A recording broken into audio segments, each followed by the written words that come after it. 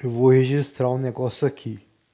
Hum. É a melhor história que eu conheço de terror. Você está numa estrada. De repente, a 5, 10 minutos longe da estrada da BR, né? Do asfalto, na estrada de chão você é uma estrada rural. Você encontra lá, pertíssimo, encontra a melhor comida do estado, não sei o que, a melhor comida do país, não sei. Você vai querer, claro, né, cara? Você vai querer. A curiosidade é grande. Vai querer conhecer. É óbvio. Você tá ali, no meio do nada, escuta só. Se quiser ver histórias iguais a essa.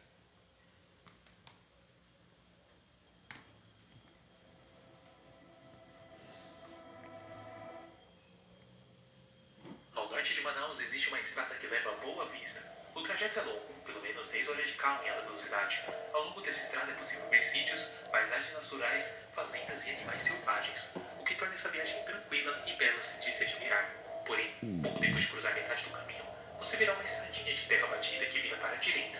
Uma estrada muito discreta e fácil de se ignorar, se você não estiver prestando atenção.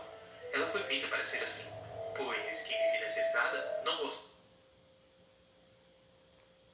festejos e visitas não são bem-vindas, com exceção do mês de dezembro, época das plantações, quando uma pequena placa amarela com letras vermelhas é colocada nessa entrada, como dizeres: venha para Caramuju, lá é da melhor torta de milho do país. Olha, desliga esse rádio. Olha, de acordo com esse negócio antigo aqui, é só seguirmos nessa estrada por mais algumas horas que chegamos lá. Leonor disse, então dobrou o mapa 4 vezes e guardou no porta-luvas. Eu nem sabia que mapas ainda existiam. Júnior disse com um tom indiferente. Mas sorte que ainda existem, né? Quem diria que por aqui não tem sinal de celular? Parece aqueles filmes de terror. Daqui a pouco algo sai do mato e pula na frente do carro. Nem brinquem com isso. Júnior disse fazendo o sinal da cruz. Mas já faz horas desde que vimos outra alma viva. O sol está se pondo e só tem mato à nossa volta. Por que sua mãe teve que se mudar para esse fim de mundo, hein? Olha, não vamos começar isso de novo. Ela está muito feliz por ter ficado noiva novamente e é meu dever como um bom filho que sou ir até o casamento. Eu não tenho culpa se o cara mora no outro extremo do país. Júlio respondeu empurrado. Ah, eu falei pra gente ir de avião. Quem? Você já viu o valor das passagens? E indo de avião nós perderemos toda essa empolgante natureza. Júlio respondeu. Ah, natureza. Um monte de mato. Realmente, muito empolgante. Leonor disse, revirando os olhos. A Ambos ficaram em natureza. silêncio por um tempo até Leonor falar novamente. Eu estou com fome. Tem umas barras de cereal aí no porta-luvas. Júlio respondeu sem tirar os olhos da estrada. Pelo amor de Deus, Júlio, eu realmente estou com fome. Eu não quero uma porcaria de barrinha de cereal. Isso vai servir para me deixar com mais fome ainda. Olha, eu falei para você comer naquele restaurante, que a viagem ia ser longa, mas não. Você fica com esse papo de dieta e só comer salada e pipipipopopó. Agora aguenta até a próxima parada. Hey, olha aquela placa. Leonor disse apontando. Venha para Caramuju, lá é a melhor torta de milho do país. Olha, você vai mesmo me fazer pegar um desvio só para comer uma torta? Júlio perguntou descrente. Bom, é isso ou você me aguenta reclamando até o final da viagem? Ele nada respondeu, apenas pegou o desvio e seguiu rumo a Caramuju. Sabia que seria a melhor opção.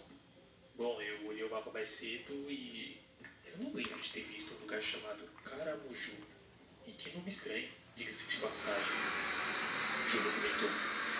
A estrada era esburacada e estreita, mas Júlio não teve problemas em conduzir o veículo. Dirigiu por mais alguns quilômetros até que a mata fechada acabou, dando lugar a uma vasta planície, seguida por uma gigantesca plantação de milho que cercava os dois lados da estrada.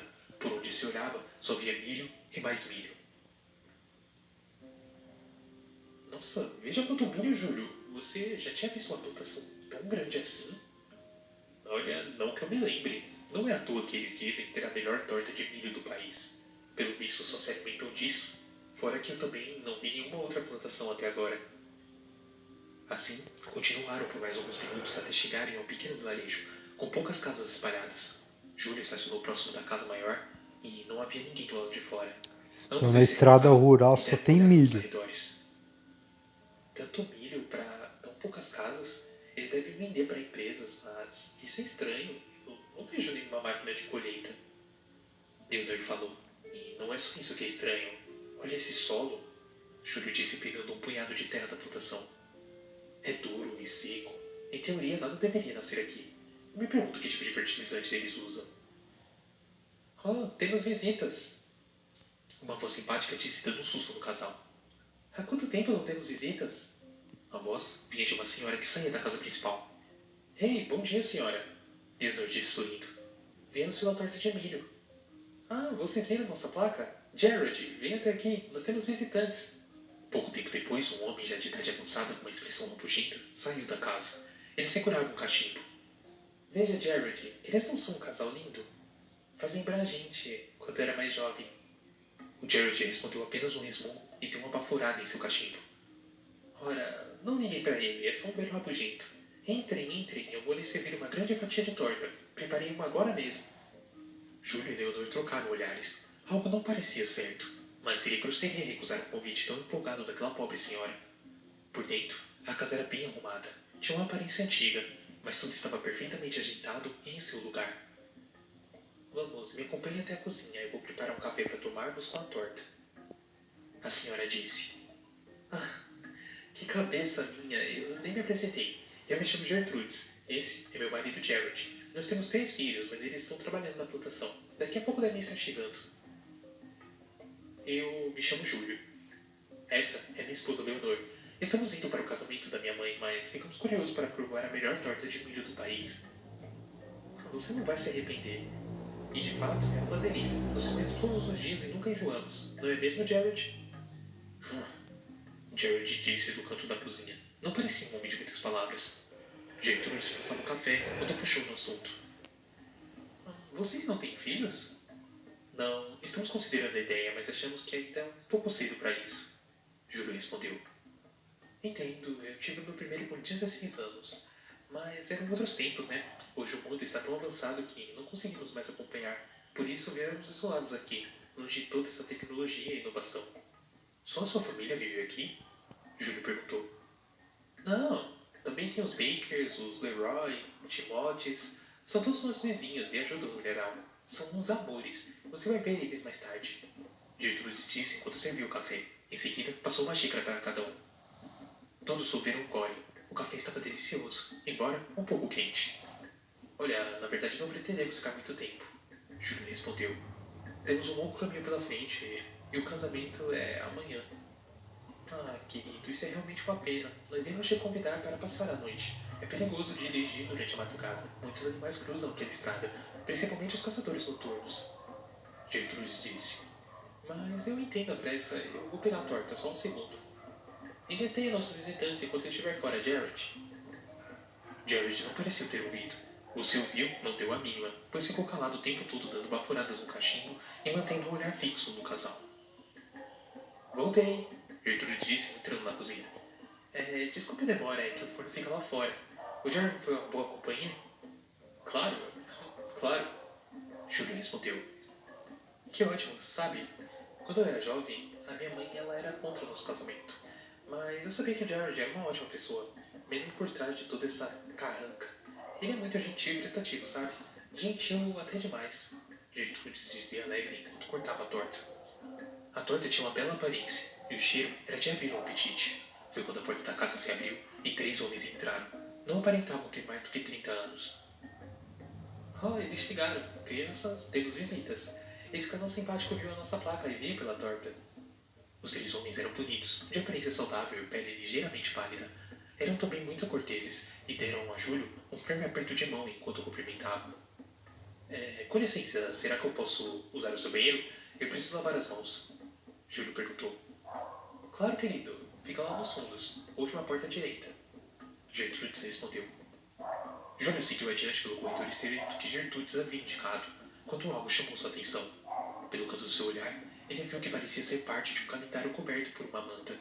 Olhou em volta para verificar se não estava sendo observado. Puxou o pano e se assustou com o que viu. Entre o dia 1 e o dia 20 de dezembro, todos os dias estavam marcados na caneta com as palavras Dia do Sacrifício. Foi quando todas as peças se juntaram em sua cabeça. Ele rapidamente foi até o banheiro e enfiou o dedo na garganta até vomitar todo o café que havia ingerido. Lavou as mãos, depois o rosto e fez o máximo que pôde para manter a compostura antes de retornar à cozinha.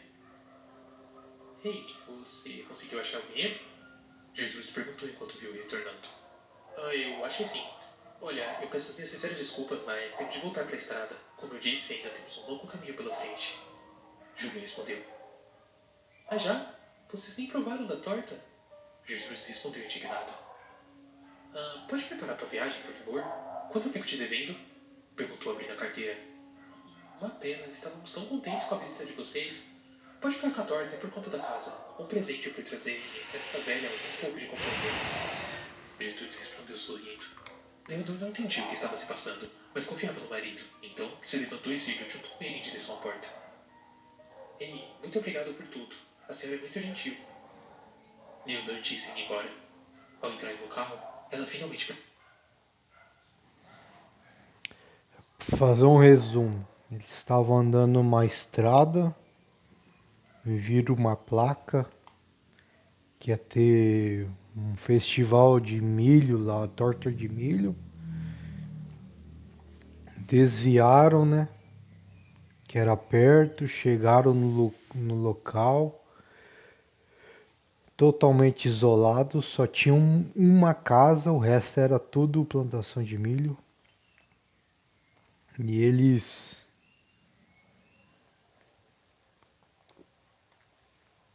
chegaram no local, tinha um velho rabugento lá, que atenderam eles.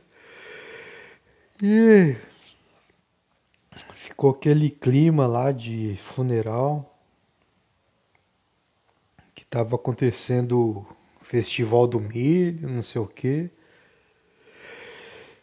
E eles tinham os parentes deles. Tava tudo lá no milharal. Tava tudo longe na hora. Continuando. Tá, o que aconteceu? Por que essa pressa? Olha, meu pai trabalhou com plantações no campo por toda a vida, e eu cresci vendo isso. O sol fazia com que ele ficasse moreno, suas mãos tinham tantos calos que doía só de se olhar. E você viu os filhos dela? São pálidos como vampiros, e as mãos deles são macias como seda. Percebi quando eles me cumprimentaram. Eu fiquei desconfiado e fingi ir ao banheiro para dar uma olhada pela casa, quando encontrei o calendário com todos os dias desse mês, incluído hoje, marcado como Dia do Sacrifício. Tá, essas são todas as suas pistas? O que você concluiu com base nisso? Leonor já perguntava um pouco aflita. Dezembro é o melhor mês para se plantar milho. Embora seja relativamente fácil de cultivar, muitas vezes o clima destrói a plantação. O meu pai me contou alguma vez sobre como certos fazendeiros faziam pactos com entidades pagãs para ter uma boa colheita, e em troca ofereciam viajantes como sacrifício. Que droga! Acelera esse cara então, a gente precisa sair daqui. Leonor disse apavorada. Calma aí. Ai, meu Deus do céu. Começou a... onde o cerrado e a floresta amazônica se encontram no estado Capitalismo.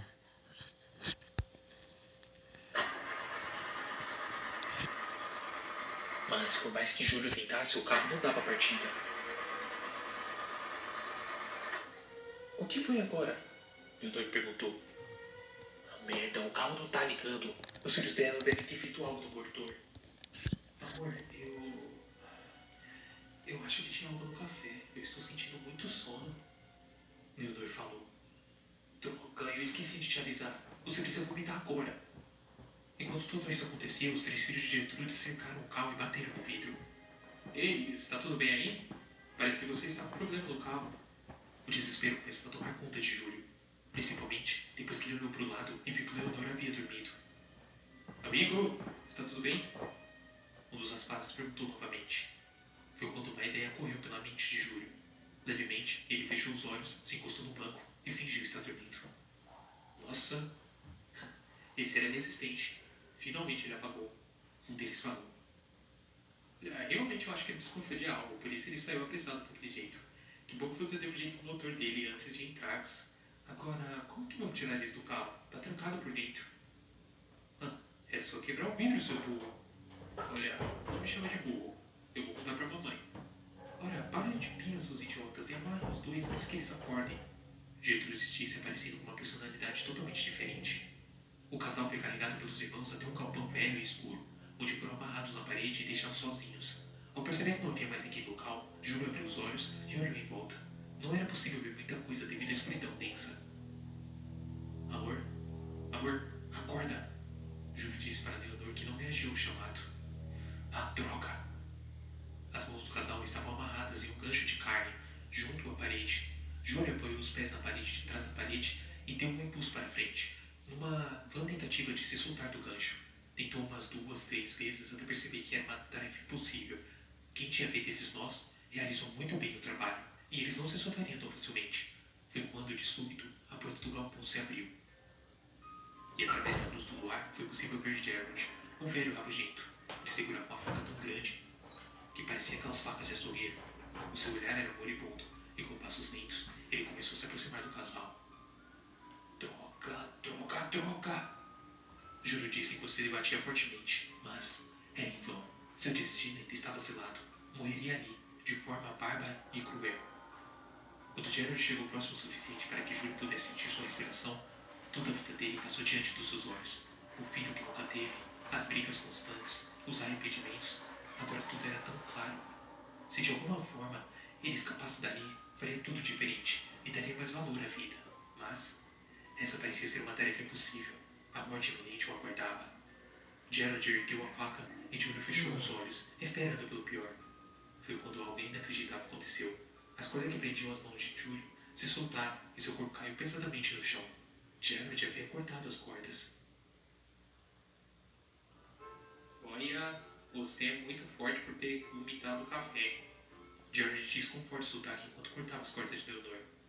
Bom, essa é tua chance de fugir com a sua mulher, mas você vai ter que carregar ela e... Olha, precisa ser rápido, que daqui a pouco eles vão vir. Por que está nos ajudando? Júlio perguntou incrédulo. Bom, eu morei nessa fazenda a minha vida toda, desde que eu era um pirralho.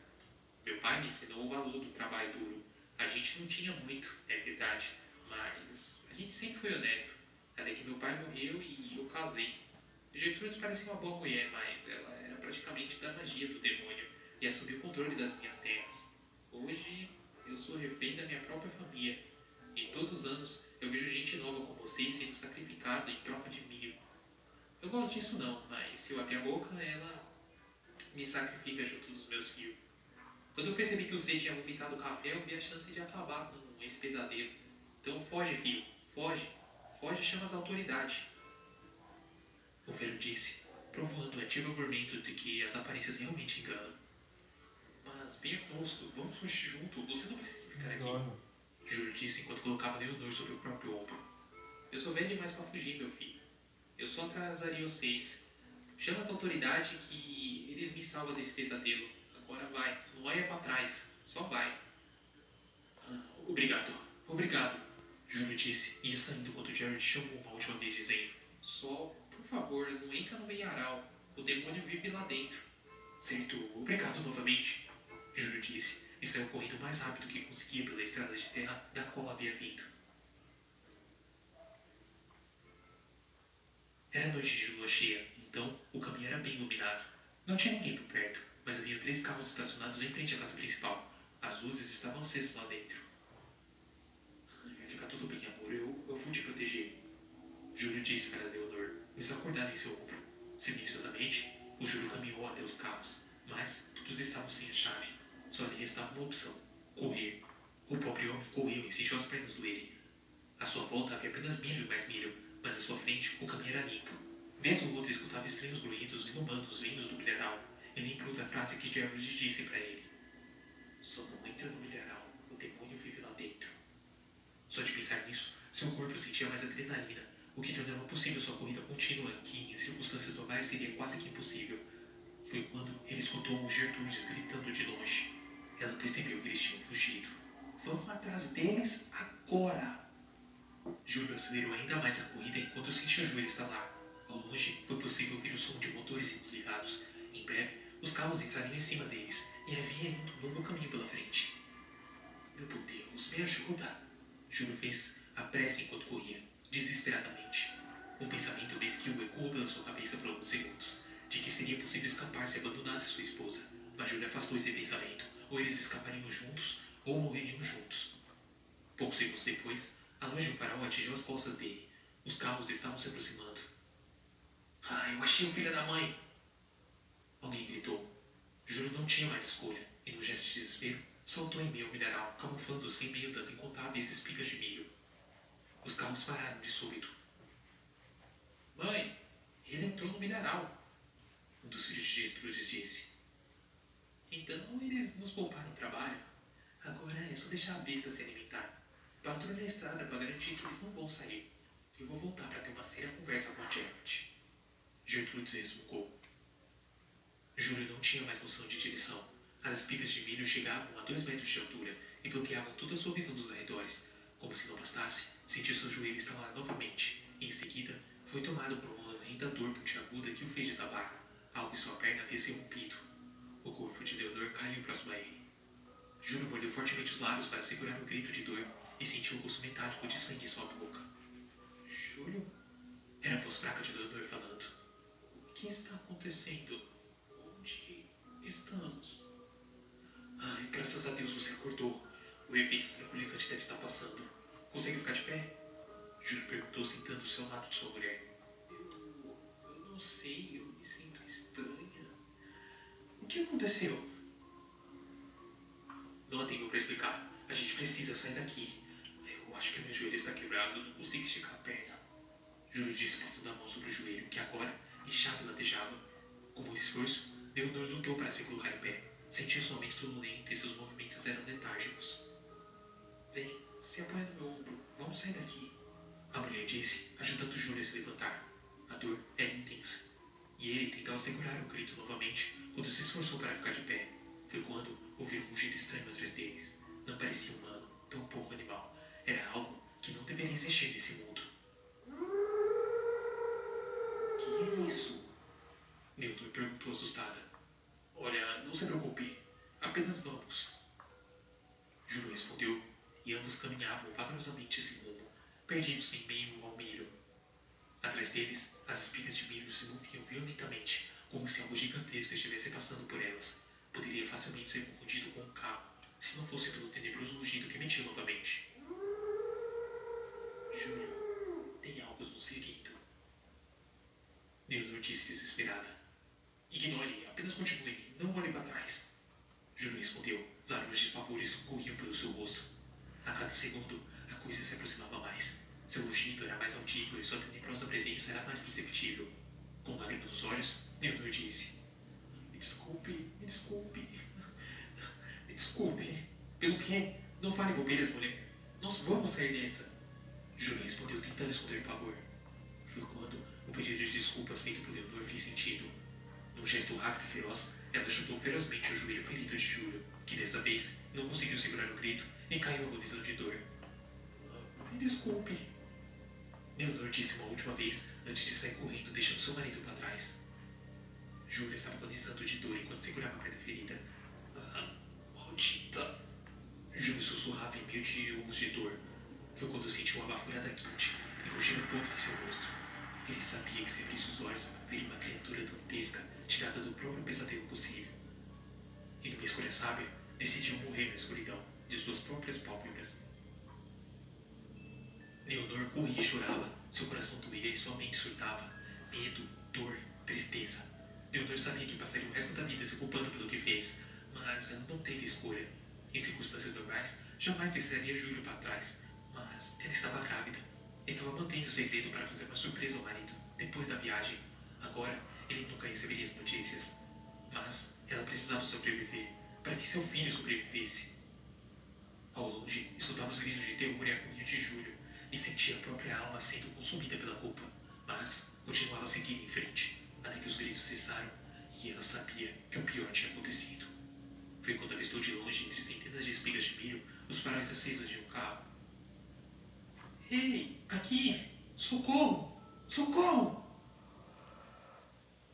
Leonor gritava e corria em direção ao veículo. As luzes do farol pararam de se mover. O motorista havia escutado seu pedido de desespero por ajuda, e uma sensação de alívio fluiu por seu corpo. Mas tal sensação durou apenas alguns segundos, pois logo que ela saiu do milharal, percebeu que os ocupantes do veículo eram os filhos de Gertrudes. Ora, o que temos aqui? Um deles, que parecia ser o mais velho, falou enquanto descia do carro acompanhando os seus irmãos.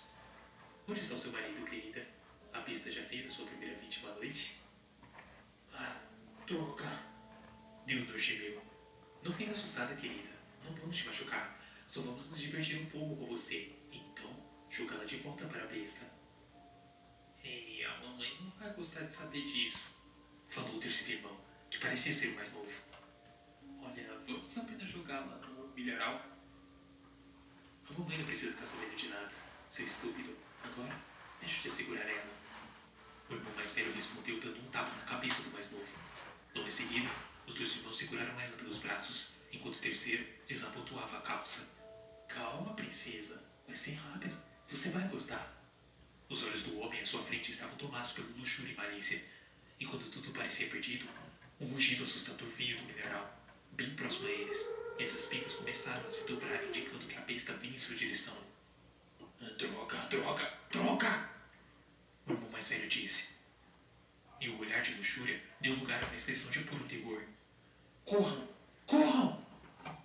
Os três irmãos correram pela estrada abaixo, em direção à casa principal, deixando o carro para trás. A criatura agora estava bem perto. Leonor podia ver os olhos amarelados, como as chamas do inferno se aproximando entre as espigas de milho. Com a pouca energia de adrenalina que lhe restava, saltou para dentro do carro e fechou a porta. No segundo seguinte, a besta chocou-se contra o veículo, fazendo girar e cair de lado.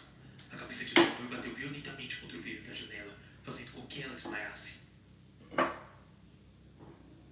Por algum tempo houve apenas escuridão, até que Leonor sentiu um leve solavanco e despertou.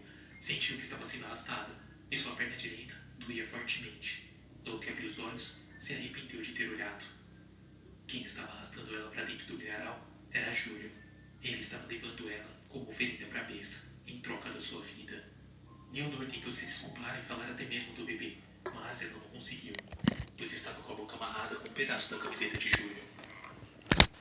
E assim, terminou. Júlio deu ela como oferenda para a besta, em troca da sua vida. Pegou um dos carros e foi embora. Na estrada, enquanto fazia seu caminho em direção ao hospital, Júlio ligou o rádio. Ao norte de Manaus existe uma estrada que leva a Boa Vista. O trajeto é longo, pelo menos 10 horas de carro em alta velocidade. Ao longo dessa estrada é possível ver sítios, paisagens naturais, fazendas e animais selvagens, o que torna essa viagem tranquila e bela de se admirar. Porém, pouco depois de cruzar metade do caminho, você verá uma estradinha de terra batida que vira para a direita. Uma estrada muito discreta e fácil de se ignorar, se você não estiver prestando atenção. Ela foi feita para ser assim, pois quem vive nessa estrada não gosta de forasteiros e visitas não são bem-vindas, com exceção do mês de dezembro, época das plantações, quando uma pequena placa amarela com letras vermelhas é colocada nessa entrada, com os dizeres: venha para Caramuju, lá é da melhor torta de milho do país.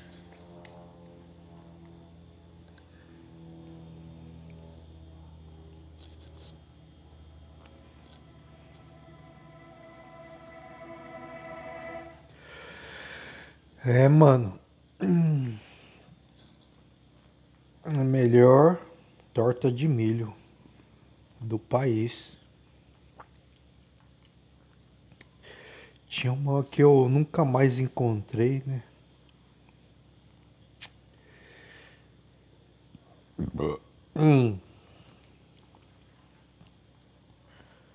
Falando a verdade.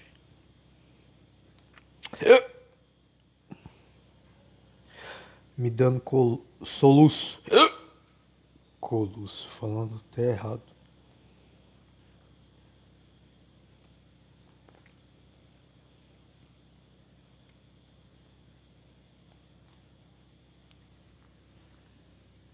Vou nessa daqui. Com certeza não vou achar a que eu quero. Quer dizer, eu nunca fui um viciado descontrolado, nada do tipo. Eu nunca usei heroína, nem metanfetamina. Experimentei crack e cocaína uma vez, mas... Bem, o fato é que eu estava sóbrio fazia 8 meses quando o Ed, um velho amigo meu, me apresentou uma coisinha chamada K3. Contra meu bom senso, eu aceitei a oferta. Mano, você já ouviu falar do K2? Ele perguntou. Ele já estava muito chapado. Já, cara, maconha sintética. Olha só, cara. Pesquei, olhei para o nosso amigo em comum Todd, e depois para Ed de novo. Olhar o quê? O quê? Você disse olha só, cara, e ficou aí viajando. Ah... Do que a gente estava falando mesmo? K3, eu respondi. Ah, pode pá, pode pá. Você já ouviu falar do K2? Sim, eu acabei de falar que sim. Ele se inclinou mais para perto. Então, olha só, cara. Essa porra é tipo um K2 e mais um pouco. Por isso o nome é K4. Ué, eu achei que você tinha dito K3? Todd se meteu na conversa. Tá, ignora, ele já era. Isso não é nada sintético, Kev. É algo novo. Então por que ele chamou de K4? K3. Então, por que ele chamou de K3? Ele chama assim porque a chapação lembra da sintética, ou algo do tipo. Mas essa porra é tipo um outro nível. E nem é canabinoide. Eu mudei de posição no sofá. Tá, eu não tô... Quer dizer, você lembra o que aconteceu no ano passado, né? Sim, pode pá, eu tô ligado. Olha, eu usei essa porra 4 vezes já. Eu não tive nenhuma bad trip. Na primeira vez, eu fiquei, tipo, chapado pra caralho. Nada fazia sentido. Na segunda, eu me senti um astronauta, mano. E eu juro pra você que eu acho que eu vi existência fora desse universo. Tá, e o que existe fora do universo, então? Qual é, parça? Eu disse que eu vi, não que eu lembro. Mas, cara, era uma loucura. Tenho que admitir, eu estava começando a curtir a ideia. Tá, quanto tempo dura a brisa? Depende do quanto você usa, mano. E também da qualidade. Ele segurou um pequeno saquinho com pílulas. Você me conhece, cara. Eu só tenho da melhor. Muffin, a cadela dele, rosnou do outro lado da sala. Muffin, ei, calma, garota. Ela tá bem? Ela tá ótima, cara. Ele disse. Ela tá ótima, cara. Ed ecoou, então começou a rir. Todd, ele tá chapado disso agora? Bom, ele tomou uma antes de você chegar. Queria alguém sóbrio o suficiente para te explicar como é que é. Todd, enfim, enfiou a sua pílula na boca. Eu fiz o mesmo. Depois de um momento, ele disse. Como está se sentindo? Eu? Eu tô de boa. Quanto tempo demora pra essa porra fazer efeito? Ele sorriu. Relaxa, parça. Já vai começar. Muffin começou a rosnar de novo. Todd bateu palma uma vez. Muffin, quieta, garota. Poxa! Eu olhei para ela. Estava na sua cama, dentes à mostras. O pelo de suas costas estava eriçado no lombar. Eu acho que ela não tá legal, cara. Ela tá ótima, cara. Ed, você tá bem? Olhei e Ed estava com uma cara enterrada nas almofadas do sofá. Não estava mais rindo, ele estava tremendo. Mano, vamos ficar com frio ou algo do tipo? Eu perguntei. Geralmente eu não fico, Todd respondeu. Cada vez é diferente, cada pessoa sente diferente. Tudo que eu sei é que é uma brisa foda pra caralho. Tá, eu disse. Ed não parece estar se divertindo.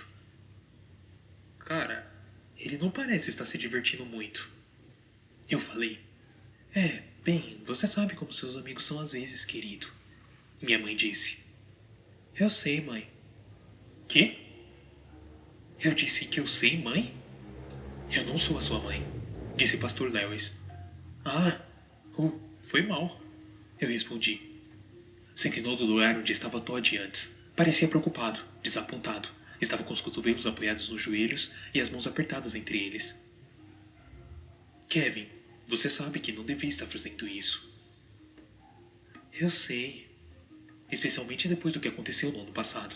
O que você estava pensando? Eu achei que podia aguentar. Quer dizer, eu acho. Eu encarei o chão. O jeito que as cores do tapete rodopiavam eram sempre hipnotizantes. Vai ser uma bad trip, você sabe, né? Eu olhei pra cima. Pastor Lewis estava com uns daqueles sorrisos diabólicos que sempre tinha.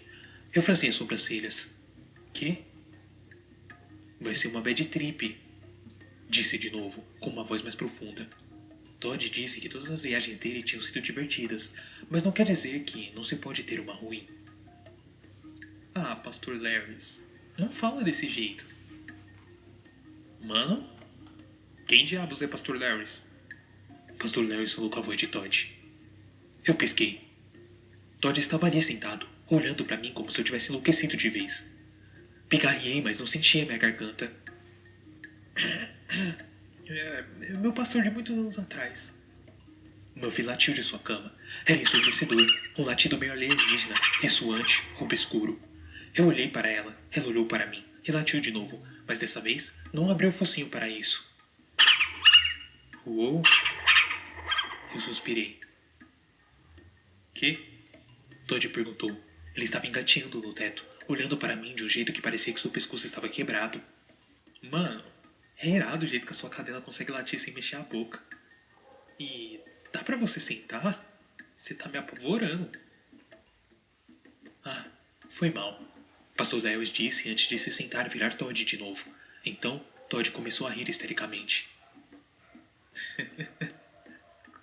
Qual é, mano? Eu já tô sentado. Realmente estava sentado. Olhei para cima, ninguém pendurado no teto, e nenhuma indicação de que alguém estivera. Estava rindo ainda mais, risadas doloridas, quase uivos, e ele segurava a barriga. É tão engraçado assim? Eu perguntei. Não, não é isso. É que as aranhas nas suas orelhas, elas estão cantando. Eu sorri. Ah, é? O que elas estão cantando? Todd não conseguia parar de rir para me responder, mas não precisava. Eu também podia ouvir. Mano, eu falei. É a música da Branca de Neve dos Sete Anões. Mano, que? Você falou tudo errado, irmão. Que? Volta um pouco. Você falou anões errado. Tinha que ser anões, não adões. Que porra é um Adão? Eu olhei a página para cima. Estava lá. Adões. Que estranho. Todd ainda estava rindo, demasiadamente para que a situação pedia. Como eu estou vendo as palavras que eu falei? Eu perguntei. Eu agarrei o D de Adões para que pudesse trocar por um N, mas o D me deu um tapa enquanto o Muffy latia de novo. Calma aí, Adões. Eu falei. Tá, eu só vou falar certo da próxima vez. Caramba. É melhor que fale mesmo, Muffin disse. Uma por uma as letras que acompanhavam as palavras Adões foram em direção da cozinha. Mano, eu exclamei. Todd, as letras estão fugindo. Para as letras! Pare as letras! Eu não consigo te ouvir, cara. Todd disse, na voz do Pastor Lewis. Ou o Pastor Lewis na voz de Todd. Quem eram eles mesmo? Porra. Seja lá quem fosse... Vem aqui para baixo. Eu tô aqui embaixo. Eu falei antes de bater o meu dedinho na cômoda do quarto. Dei um passo para trás. Eu estava no quarto do andar de cima. O lugar estava uma bagunça. Isso... Pera... Como eu... Cara, desce logo daí. Disse Muffin demonicamente. Eu não podia enxergá-la, mas de algum jeito eu sabia que ela estava me esperando no pé da escada, de pé nas duas patas traseiras, mas a cabeça de cabeça para baixo. Sabe quando você sabe que um cachorro vai ficar assim? Era um desses momentos. Tá, tudo bem, eu disse. Eu gosto daqui de cima. Eu puxei umas da gaveta da cômoda, joguei no chão todas as cuecas e camisinhas e coloquei na cabeça para me proteger. De jeito nenhum, você vai me pegar agora, sua vadia. Me sentei na cama dele, mas a cama dele estava do outro lado da sala. Ai, machucou minha bunda. Eu falei caindo no chão. Desça, disse Muffin. de tão perto que deveria estar dentro da minha cabeça. Sai da minha cabeça! O poder da gaveta e da cômoda obriga você a sair. Eu falei enquanto estava com a gaveta na cabeça. Ele estava engatinhando no teto, olhando para mim de um jeito que deveria ter quebrado o pescoço dele. Ei! Ele estava engatinhando no teto, olhando para mim de um jeito que deveria ter quebrado o pescoço dele. Pare com isso. Ele estava engatinhando no teto, olhando para mim de um jeito que deveria ter quebrado o pescoço dele. Pare de falar a mesma coisa. Que coisa? Perguntou Todd. Ele estava dentro do quarto. Pelo menos, eu acho que estava. Eu não sei, cara. Eu pesquei de novo. Ele não estava lá. Eu podia ouvi-lo rindo lá embaixo, histericamente. Puta merda. Eu pude me ouvir falando. Eu parecia distante, debaixo d'água. Eu não estou sob controle agora. Eu comecei a me rastejar em direção ao corredor, e ele estava se engatinhando no teto, olhando para mim de um jeito que deveria ter quebrado o pescoço. Eu joguei aquela frase para baixo. As letras bateram contra a parede e derreteram. Eu continuei engateando, mas agora as minhas mãos estavam ficando presas na areia movediça. Merda, lá vamos nós. Cheguei até a porta, mas a gaveta na minha cabeça era larga demais. Eu me virei para o outro lado. Era a única solução possível para aquele problema. Eu fui para as escadas. Lá embaixo, Ed, de novo, aproximava-se da cama de Muffin, curvando e caminhando de maneira não natural, de olhos arregalados e bocas abertas, a mente fora do lugar. Muffin estava uivando e latindo histericamente, mas silenciosamente ao mesmo tempo. Que estranho, eu falei. Vai ser uma bad trip, você sabe, né? Pastor Lewis disse. Você já disse isso, Pastor Lewis. Eu tô perguntando por que eu não consigo ouvir Muffin latindo. Vai ser uma bad trip, você sabe, né? Disse de novo. Ele estava engateando no teto, olhando para mim de um jeito que deveria ter quebrado o pescoço dele. Por quê? Por que tudo está se repetindo? Por que tudo está se repetindo? Bebe água, mano. Todd disse. Ele me entregou um copo d'água. E eu tentei beber, de cabeça para baixo. A água se derramou no redemoinho que era o chão. Ah, cara! Eu falei. Droga, eu perdi a água. Onde você veio por último, meu querido? Minha mãe perguntou. Eu olhei para o copo vazio. Não me lembro. Ei, Roy Rogers, o que eu fiz com a minha água, cara? Eu comi? Roy Rogers não respondeu. Ele estava muito ocupado flutuando em minha cadeira de cabeça para baixo, preso ao teto. Roy Rogers, que também era o meu tio Roy, tocou a ponta do seu chapéu. Me avisa se encontrá-la. Eu podia jurar que... Vai ser uma bad trip, você sabe? Por que eu estou ouvindo uma latir agora? Isso foi há horas atrás. Eu olhei em volta. Ed tinha pego a cama dela. Como ela ainda está aí dentro? E estava. Ele segurou acima da sua cabeça. Ele estava consumido em pânico absoluto. Ele estava tentando comer a caminha por inteiro. Ele deslocou sua mandíbula para caber tudo dentro, revelando exatamente 14.543 dentes afiados do tamanho de pregos da linha de trem. Ed, pare! Eu me ouvi dizer? Eu disse? Por que seu rosto estava estático? Como quando você liga sua televisão em um canal que não existe. Ted, coloque no chão e tire essa estática do seu rosto. Ele estava engatinhando no teto, olhando para mim de um jeito que deveria ter quebrado o pescoço dele. O quê? Ed falou. Ele deixou a caminha cair. Muffin ganhou. Eu não sei, cara. Seu rosto está todo estático. Como quando você liga a televisão em um canal que não existe. Meu rosto está estático? Ed disse através da estática. Ele começou a arranhar a cara. E quem estava engateando no teto olhando para você de um jeito que deveria ter quebrado o pescoço? Essa frase parecia fora do lugar. Eu ouvi as palavras, mas não havia vindo da boca de Ed. Na verdade, Ed não estava mais lá parado. Ele estava na cozinha, pegando uma faca. Merda! Vai ser uma bad trip, você sabe? Cala a boca, Pastor Lewis! Eu sei disso agora! Ed começou a passar a faca na frente do rosto. Saia de mim, estática! Sai! Sai de mim, estática! Eu abaixei a faca. Ed, levante-se! Espera, não? Ed se esfaqueou. Droga! Me levantei. Ed, abaixa a faca! Vai ser uma bad trip, você sabe? Eu me virei. Pastor Lewis estava no topo da escada, mas não era o Pastor Lewis. Era uma figura perfeitamente preta. Pastor Lewis, preto te faz ficar mais magro. Vem aqui pra cima, disse a figura. Não soava mais como Pastor Lewis, mas soava como estática, quase como se a estática tivesse se formando em palavras. Eu não posso, eu preciso salvar meu amigo da faca de estática. Vem aqui pra cima, disse a figura. Vem aqui pra cima, vem aqui pra cima, vem aqui pra cima, vem aqui pra cima, vem aqui pra cima.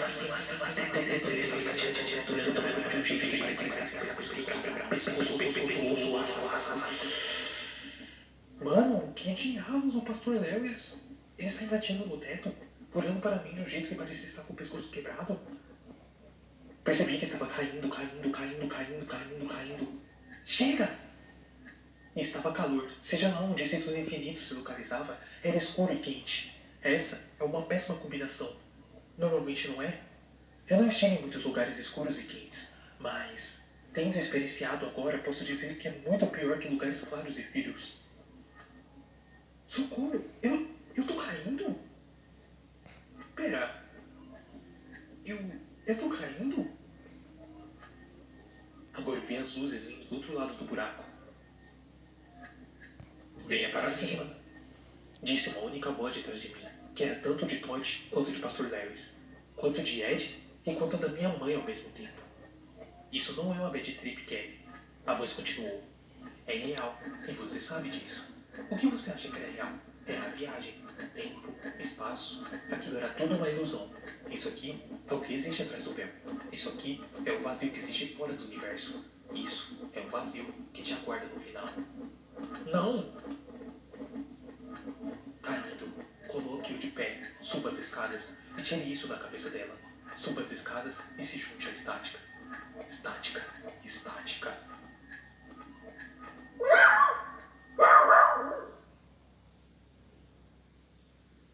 Você está bem? Eu pisquei. Ei, garoto. Falou o policial. Você está bem? Eu olhei em volta. Eu estava deitado no asfalto. Vizinhos preocupados, carros policiais por todos os lados e a maioria na frente da casa de Ed. Muffy ganhando em sua caminha ao meu lado. O que aconteceu? Bem, você estava aqui fora gritando, estou caindo, ou não. Com uma caminha de cachorro, uma gaveta na sua cabeça e sem sapatos. Esperava que você me falasse o que aconteceu. Acho que eu estava salvando o Muffy. Quem é Muffy? A cadela? Sim. Salvando do quê? Meu amigo ia matar ela. Quer dizer, eu acho. Depois ele tentou arrancar a cara fora porque estava toda cheia de estática. Puta merda. Meu cérebro agora sóbrio processava aquelas palavras trucadas. Puta merda, aquilo... Ai, aquilo foi uma loucura. Acho que jogou bem a situação, idiota. Você é sortudo que não chegou a pular do telhado. Consegue se levantar? O policial me ajudou a ficar de pé. Eu fui entre tropeços até seu carro. Esperem. O que aconteceu com Todd e Ed? Eles estão bem? Eu perguntei. Ele olhou para mim. Não, garoto. Eles não estão bem. É por isso que você não brinca com essas merdas. Agora temos que limpar o que sobrou. Fique aqui. Ele saiu e foi falar com os outros policiais e com os paramédicos. Merda, paramédicos, 2 macas, ambulância, eu...